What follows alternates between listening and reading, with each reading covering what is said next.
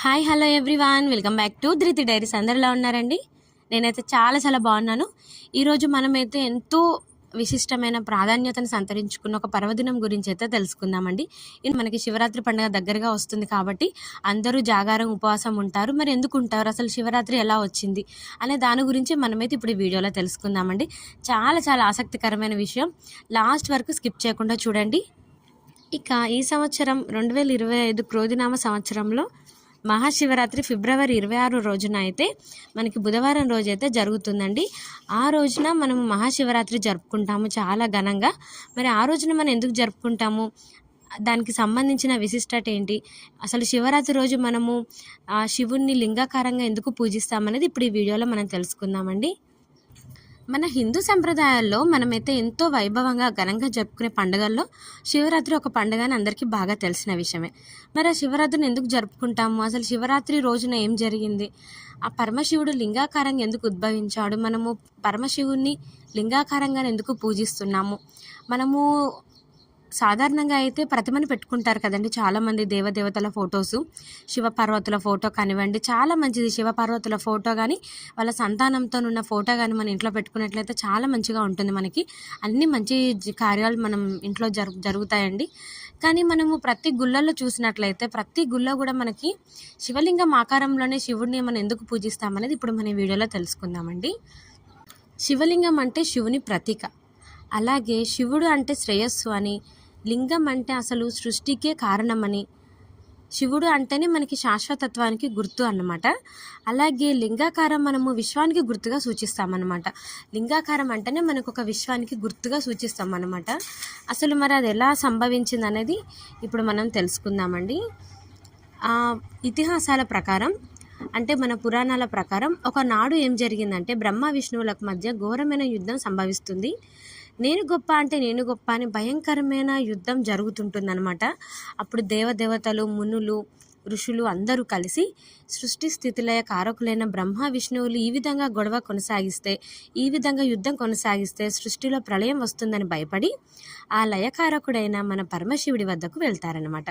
వెళ్ళి జరిగిందంతా వివరిస్తారనమాట. అయితే జరిగిందంతా తెలుసుకొని కోపానికి గురైన మన పరమశివుడు చాలా సేపు ఆలోచించి అసలు ఈ యుద్ధానికి కారణం ఏమిటి, అసలు ఈ యుద్ధం జరగకుండా మనం ఏ విధంగా ఆపివేయాలి, యుద్ధం అసలు జరగకూడదు, యుద్ధం జరిగినట్లయితే ఈ సృష్టి మొత్తము నాశనమైపోతుందనే ఉద్దేశంతో పరమశివుడు ఏం చేస్తాడంటే వెంటనే అర్ధరాత్రి వేళ వారి మధ్య యుద్ధం ఆపడానికి బయలుదేరుతాడనమాట. యుద్ధం జరగకూడదని బ్రహ్మదేవతలు అలాగే ఋషులు, మునులు ఆ రోజు రాత్రి మన పరమశివుడిని ప్రార్థిస్తూ, అలాగే ఆ రోజు అంతా ఉపవాసం ఉండి దీక్షగా ఆ పరమశివుడిని ధ్యానిస్తూ ప్రార్థిస్తూ ఆ రోజంతా జాగరణ చేస్తారన్నమాట.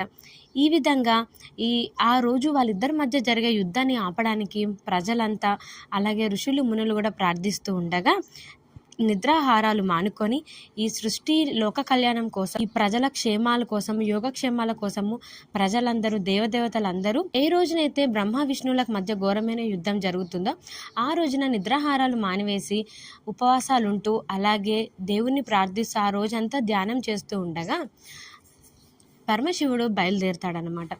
బయలుదేరి అక్కడ జరిగే యుద్ధాన్ని ఆపడానికి ప్రయత్నిస్తూ ఉండగా యుద్ధాన్ని ఆపడానికి చాలా ప్రయత్నాలు చేసి చివరిగా ఒక ఆలోచన వచ్చిన తర్వాత ఆది అంతము లేనటువంటి ఒక లింగాకారంగా ఉన్న ఒక స్తంభం లాగా నిలబడతాడనమాట బ్రహ్మ విష్ణువుల మధ్య.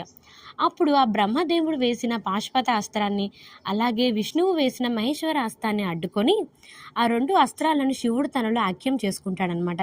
ఈ సృష్టి విలీనం కాకుండా, ఈ సృష్టి నాశనం కాకుండా ఆ ఇరువురు దేవుళ్ళు వేసిన అస్త్రాలను తనలో ఐక్యం చేసుకుంటాడనమాట.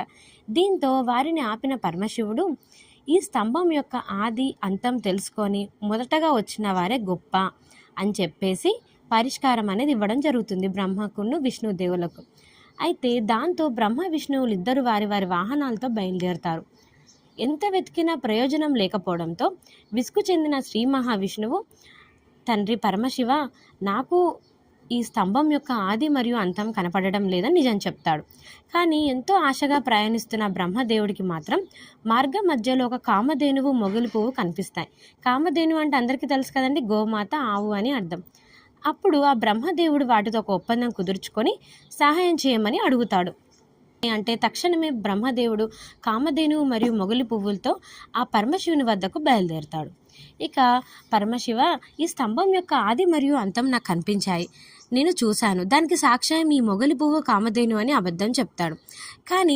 కానీ అన్ని విషయాలు తెలిసిన, సృష్టి గురించి తెలిసిన ఆ లయకారకుడు పరమశివుడు మాత్రం కామదేవుని అడిగి తెలుసుకుంటే మేలు అని అనుకొని కామధేనువును వెంటనే అంటే ఆ గోమాతను అడుగుతాడనమాట, విష్ణువు చెప్పింది నిజమేనా కాదా అని.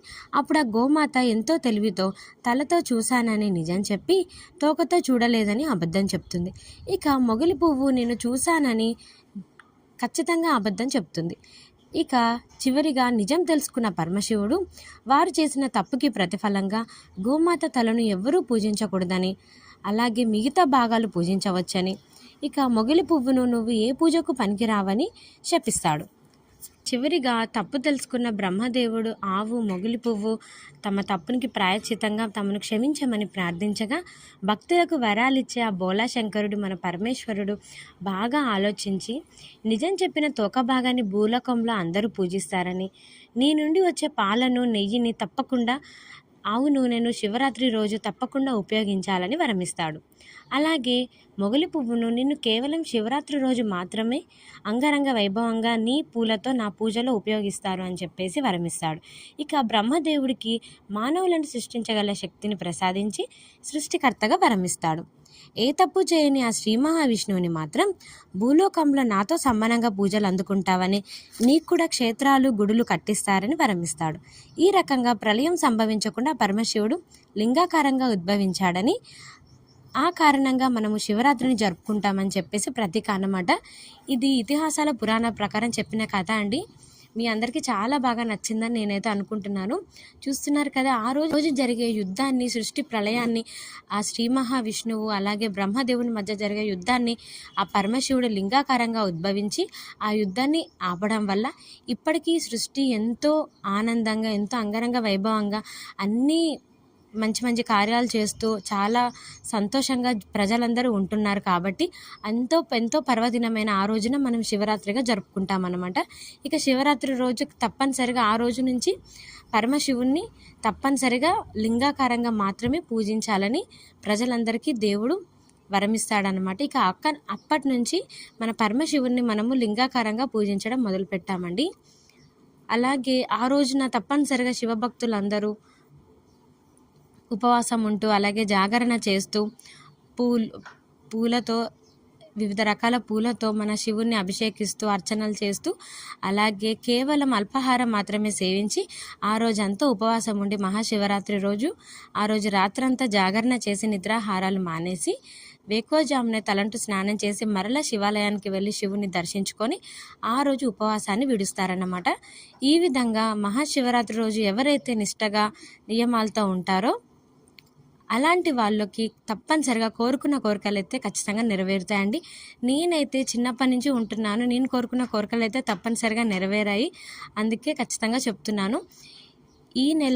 ఈ నెల వచ్చే శివరాత్రి రోజు మాత్రము ఎవరైతే ఇంతవరకు లేకుండా ఉన్నారో ఖచ్చితంగా శివరాత్రి రోజు ఉపవాసం జాగరణ చేయండి. ఒకవేళ జాగరణ వీలు కాని వాళ్ళు కనీసం ఉపవాసం అయినా చేయండి, లేదు మాకు ఉపవాసం వీలు కాదన్న వాళ్ళు జాగరణ అయినా చేయండి. 2 చేసినట్లయితే కంపల్సరిగా మీరు అనుకున్న కోరికలు అయితే నెరవేరుతాయండి. ఆ బోలా శంకరుడు మన అనుకున్న కోరికలు తప్పకుండా నెరవేరుస్తాడు. ఈ వీడియో అయితే అందరికీ నచ్చింది అనుకుంటున్నానండి. ఈ వీడియో కనుక నచ్చినట్లయితే తప్పనిసరిగా లైక్ చేయండి, షేర్ చేయండి, అలాగే సబ్స్క్రైబ్ చేసుకోండి. మీ కాంటాక్ట్స్ అందరికీ ఈ వీడియోని షేర్ చేయండి, తెలియని వాళ్ళు కూడా తెలుసుకుంటారు. కాబట్టి నెక్స్ట్ వీడియోలో శివరాత్రి రోజు జాగరణ ఉపవాసం ఏ విధంగా ఉండాలి, పాటించవలసిన నియమాల గురించి మనమైతే తెలుసుకుందామండి. అంటిల్ దెన్ కీప్ వాచింగ్ ధృతి డైరీస్. By by.